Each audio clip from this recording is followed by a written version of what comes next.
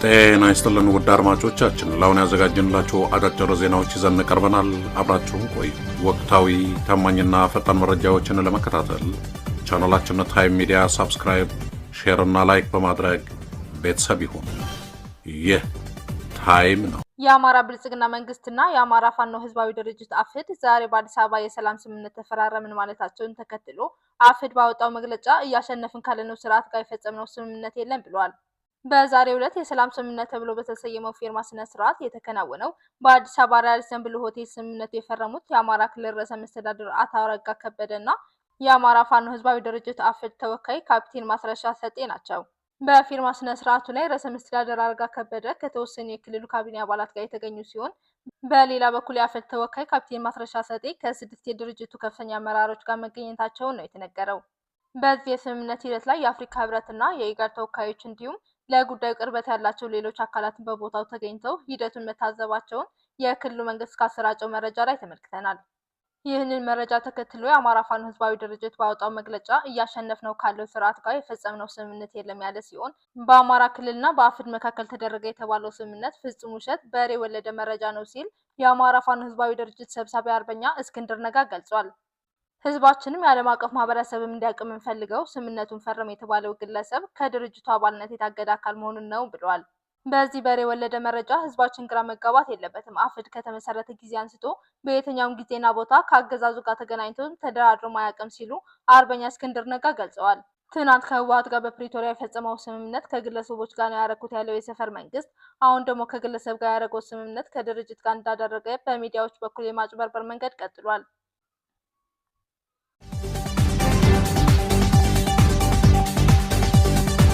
የትዕምት ወይም ትግራይ ኢንዶመንት ፈንድ ባላደራ ቦርድ የኢትዮጵያ መንግስት በትዕምት ተቋማት ላይ የወሰደው የባንክ ሂሳብ የማገድ እርምጃ እንዲስተካከል ጥሪ አቅርቧል። የትዕምት ባላደራ ቦርድ እንደገለጸው የሚመለከታቸው ባንኮች ከህዳር 24 2018 ዓ.ም ጀምሮ የሁሉም የትዕምት ተቋማት የባንክ ሂሳቦች በጅምላ መታገዳቸውን፣ ይህ ደግሞ በይፋ ባልታወቀ አግባብ መፈጸሙን አሳውቀውናል። ቦርዱ በመግለጫው እንዳብራራው በእነዚህ ተቋማት ላይ ምንም አይነት የፋይናንስ ምርመራ ሳይካሄድ በጅምላ የተወሰደ የባንክ ሂሳብ የማገድ እርምጃ ህጋዊ አይደለም ብሏል። ባላደራው እንዳሳወቀው ይህ እርምጃ በጦርነት ከደረሰባቸው ውድመትና ኪሳራ ለማገገም እየተደረገ ያለውን ጥረት የሚያመክን ይሆናል ያለ ሲሆን መግለጫው አክሎም በእነዚህ ኩባንያዎች የሚተዳደሩ በ10 ሺዎች የሚቆጠሩ ሰራተኞችም እንዲበታተኑ የሚያደርግና ማህበራዊ ቀውስ የሚያስከትል ነው ብሏል። በመሆኑም የኢትዮጵያ መንግስት በእነዚህ ተቋማት ላይ የተወሰደው እርምጃ ህገወጥ ስለሆነ የማስተካከል እርምጃ እንዲወሰድበት ቦርዱ ጠይቋል። መግለጫው የትዕምት ተቋማት የስራ ዕድል በመፍጠር ኢኮኖሚያዊ ማገገምንና መልሶ መገንባትን በማረጋገጥ ለመንግስት ግብር በመሰብሰብ እንዲሁም ኤክስፖርትን በማስፋፋት ያላቸው ሚና በግምት ውስጥ በማስገባት እንዲሁም ያላቸውን ጥርት ያለ የኮርፖሬት አስተዳደር ስርዓት ግምት ውስጥ በማስገባት የታገደው ሂሳባቸው በፍጥነት እንዲከፈትና መደበኛ የንግድና የኢንዱስትሪ ስራቸውን እንዲቀጥሉ ባለአደራው በመግለጫው ጥያቄ አቅርቧል።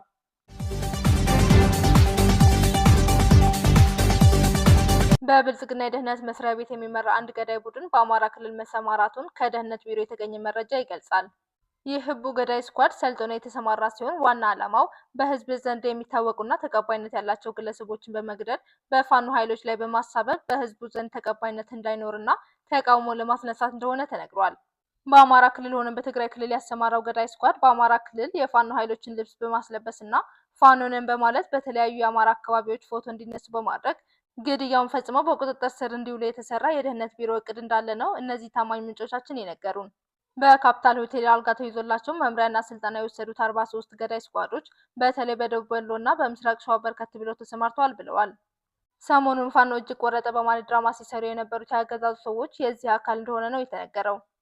ይህንን ድራማ በማስፋፋት ለማስቀጠል ያሰቡት የብልጽግና ሰዎች የሃይማኖት አባቶችና ተጽዕኖ ፈጣሪ አካባቢ ሰዎችን በመግደልና በማፈን እንዲሁም ሴቶችን በመድፈር እንደ ውሃና መብራት የመሳሰሉ መሰረተ ልማቶች በማውደም ፋኖ እንደፈጸመው በማስተጋባት በህዝብ ላይ ቅሬታ እንዲፈጠር ለማድረግ መሆኑ ተገልጿል።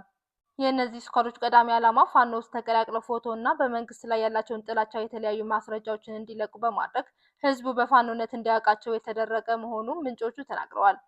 የተሰጣቸው ግዳጅ ጨርሰው ሲመጡ ከፍተኛ ገንዘብ የሚከፈላቸው ሲሆን ድራማው ካለቀ በኋላ ነጻ ተብለው እንደሚለቀቁ ለዚህ ማስተማመኛ እንዲሆናቸውና እንዳይከዱ አዲስ አበባ ውስጥ 300 ካሬ ባዶ መሬት እንደሰጣቸው፣ ብሩ ግን ስምሪቱ ከተጠናቀቀ በኋላ እንደሚከፈላቸው ነው የተገለጸው።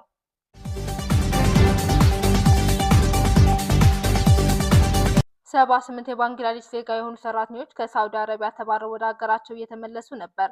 በኢትዮጵያ አየር መንገድ ተሳፍረው በአዲስ አበባ በኩል አቋርጠው ዳካ አየር ማረፊያ ሲደርሱ ግን ደነገጡ። በአየር ማረፊያው ሻንጣ መቀበያ ቆመው የራሳቸውን ሻንጣ ሲጠብቁ ያላሰቡት ነገር ተመለከቱ። ምክንያቱም የተከፈቱና ባዶ ሻንጣዎች በተርሚናል ማጓጓዣ ላይ ያዩ ነበር። አንዳንዶቹ ከአየር መንገዶቹ ሰራተኞች ጋር ሲከራከሩ የታዩ ሲሆን፣ የተወሰኑት ደግሞ የተከፈተ ሻንጣቸውን ቪዲዮ በመቅረጽ በማህበራዊ ሚዲያዎች ላይ አሰራጭተውታል። ይህ ካጋጠማቸው አንዷ ስትናገር ሻንጣዬ ሙሉ በሙሉ ተከፍቶ ነበር፣ በውስጡ የነበሩ አብዛኞቹ እቃዎችም ጠፍተዋል። ቅሬታ አቅርበን ነበር፣ ነገር ግን ከአየር መንገዱ ይፋዊ መልስ አላገኘንም ብላለች። ይህንን ተከትሎ በዳካ አየር ማረፊያ ውስጥ ለተወሰነ ደቂቃዎችን ቢሆን ትርምስ ተፈጥሮ ነበር። የአየር ማረፊያው ኃላፊዎች በጉዳይ ላይ ምርመራ ለማድረግ እና ከኢትዮጵያ አየር መንገዶች ጋር ለመነጋገር ቃል በመግባታቸው መረጋጋት መፈጠሩን ደወል አፍሪካ ጆርናል ጋዜጣ ዘግቧል። እንደ ዘገባው የአየር ማረፊያውን የደህንነት ካሜራዎች በመመልከት የተደረገው ምርመራ መነሻ ውጤት ሻንጣዎቹ በባንግላዴሽ ውስጥ እንዳልተከፈቱ ያሳያል። አውሮፕላኑ በአዲስ አበባ በነበረው ቆይታ ሻንጣዎቹ የሚነኩበት አሰራር ባለመኖሩ ይህ ድርጊት የተፈጠረው በሳውዲ አረቢያ ሊሆን እንደሚችል ተገልጿል። የባንግላዴሽ ሲቪል አቪዬሽን ባለስልጣን ባደረገው የመጀመሪያ ምርመራ እንዳሳወቀው የሳውዲ አረቢያ ባለስልጣናት የ78ቱ ሰዎች ንብረት አንድ ላይ ሰብስበው መጋዘን ውስጥ አስቀምጠው ነበር። ከዚያም ንብረቱን በ15 ኪሎ ግራም ከፋፍለው በተለያዩ ሻንጣ ውስጥ እንዲገባ አድርገውታል። ባለስልጣኑ በመግለጫው በሳውዲ አረቢያ የተጫኑ ሻንጣዎቹ መጀመሪያውኑ የተከፈቱ፣ የተቀላቀሉና ያልተሟሉ ነበሩ በማለት የችግሩን መንስኤ ለማስረዳት ሞክሯል። በዚህ ጉዳይ ላይ የኢትዮጵያ አየር መንገድ በቀጥታ ስሙ እየተነሳ ቢሆንም ይህ ዘገባ እስከተጠናቀረበት ጊዜ ድረስ የሰጠው ይፋዊ መልስ የለም።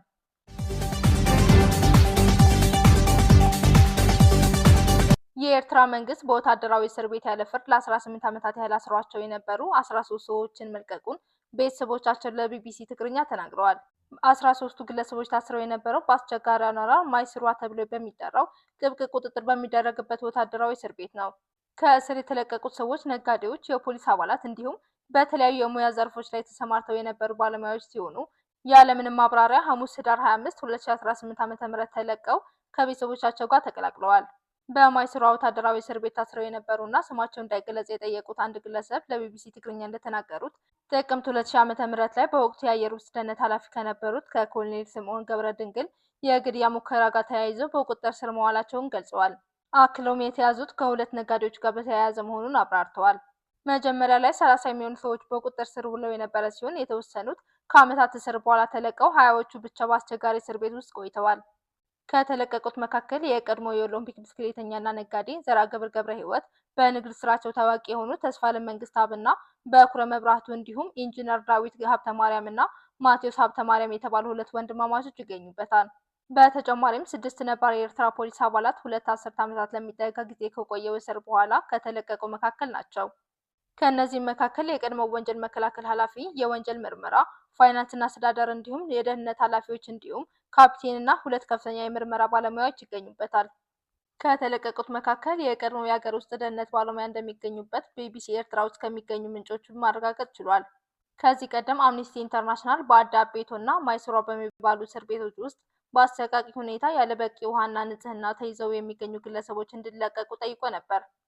ካለ ፍርድ ቤት ውሳኔ ለረጅም ዓመታት በእስር ላይ የቆዩት ግለሰቦች በቆይታቸው ወቅት ቤተሰቦቻቸውን እንዲጠይቋቸው አልተፈቀደላቸውም። 13ቱ የተለቀቁት ሰዎች በ18 ዓመታት የእስር ቤት ቆይታቸው ወቅት ፍርድ ቤት ቀርበው እንደማያውቁ ተገልጿል። ማይስሯ ወታደራዊ እስር ቤት 76 ከኮንክሪት የተሰሩ ክፍሎች ያሉት ሲሆን በቅርቡ 5 ትልልቅ ክፍሎች እና 20 ኮንቴነሮች ተጨምረውለት ማስፋፊያ እንደተደረገለት የቢቢሲ ምንጮች ተናግረዋል። ማይስሯ የሚገኘው ከኤርትራ ዋና ከተማ አስመራ ወጣ ብሎ በሰሜን ምዕራብ 9 ኪሎ ሜትር ርቀት ላይ ነው። የኤርትራ መንግስት የግለሰቦችን መለቀቅ በተመለከተ እስካሁን ድረስ ያለው ነገር የለም።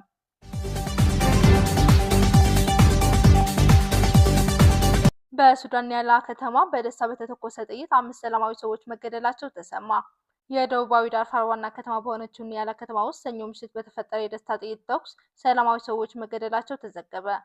ዳርፋር 24 እንደዘገበው በዕለቱ በአባኑሳ ከተማ በፈጥኖ ደራሽ ኃይል ታጣቂዎች እጅ መውደቋ እንደተሰማ በኒያላ ከተማ ትልቅ ደስታ የተፈጠረ ቢሆንም ወዲያውኑ ግን ሀዘን ተከትሏል። የኒያላ ከተማ ነዋሪዎችና የፈጥኖ ደራሽ ኃይል ደጋፊዎች በደስታ ጥይት በሚተኩሱበት ወቅት ቢያንስ 5 ሰላማዊ ሰዎች መገደላቸውን የጠቀሰው ዘገባው ሌሎች በርካቶችም በእነዚሁ የተነሳ ቆስለው በሆስፒታል እየታከሙ መሆናቸውን አሳውቋል። እንደ ዘገባው እንዲህ አይነት ድርጊት ሲፈጠር የመጀመሪያ ጊዜ አይደለም። ከዚህ ቀደም ፈጥኖ ደራሽ ኃይሉ አልፋሽርን በተቆጣጠረበት ወቅት በኒያላ ከተማ ውስጥ በተከፈተ የደስታ ተኩስ ሩምታ ቁጥራቸው ያልተገለጸ ሰላማዊ ሰዎች መሞታቸውንና መቁሰላቸውን አውስቷል። ኒያላ ከተማ የፈጥኖ ደራሽ ኃይሉ መሪ ሌተናል ጀነራል ዳጋሎ የመሰረቱት ትይዩ መንግስት ዋና ከተማ መሆኗ ይታወቃል። ውድ አድማጮቻችን ለአሁን ያልናቸው አጫጭር ዜናዎች እነዚህ ነበር። በቀጣይ እስከምንገናኝ ሰላም በያላችሁበት። ለተጠናቀረው ዘገባ መቅደስ አድማሱ ነኝ ለታይም ሚዲያ አዲስ አበባ።